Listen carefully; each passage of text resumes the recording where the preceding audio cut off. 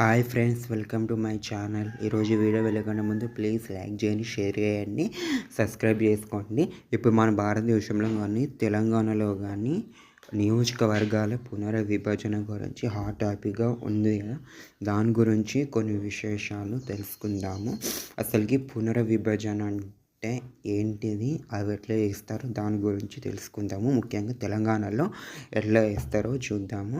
అసలుకి పునర్విభజన అంటే అసెంబ్లీలు మారిపోతున్నాయి, అంటే అసెంబ్లీ నియోజకవర్గాలు ఉన్న సరిహద్దులు మారబోతున్నాయి.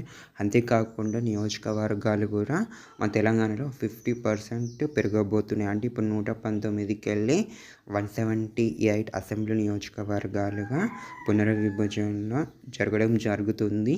దానిలో కూడా 179లో దానిలో కూడా 33% మహిళలకు రిజర్వేషన్ ఉండబోతుంది. ఇది ఎలా వేస్తారంటే విత్ పాపులేషన్గా చేయబోతున్నారు. అంటే ఉదాహరణకు ఇప్పుడు ఓన్లీ హైదరాబాద్ జిల్లాలోనే 15 లోకసభ స్థానాలు ఉన్నాయి కదా. అది ఏకంగా ఇప్పుడు హైదరాబాద్ డిస్టిక్లోని 6-7 అంటే 20 కాబోతున్నాయి అసెంబ్లీ నియోజకవర్గాలు. అంటే ఇక్కడ పాపులేషన్ ఎక్కువ ఉంటుంది కాబట్టి ఇక్కడ అసెంబ్లీ నియోజకవర్గాలు అనేది బాగా పెరగబోతున్నాయి. అదేవిధంగా హైదరాబాద్, రంగారెడ్డి, మేడ్చల్, మల్కాజ్గిరి జిల్లాలోనే అధికంగా 90 స్థానాలుగా పెరగబోతున్నాయి. అంటే 50% అసెంబ్లీ నియోజకవర్గాలు ఈ 3 జిల్లాల పరిధిలోనే ఉంటుంది. అదేవిధంగా పార్లమెంటు స్థానాలు కూడా 17కి వెళ్ళి 50% అంటే ఏకంగా 25 నుంచి 26 లోకసభ స్థానాలు కూడా పెరగబోతున్నాయి.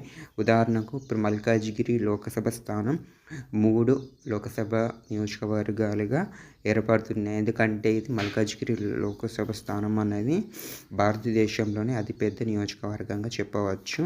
అదేవిధంగా ఇప్పుడు కరీంనగర్ కానీ నిజామాబాద్ కానీ కరీంనగర్ నార్త్ సౌత్ లేకపోతే అర్బన్ రూరల్, నిజామాబాద్ నార్త్ సౌత్గా పునర్విభజన చేయడం జరుగుతుంది.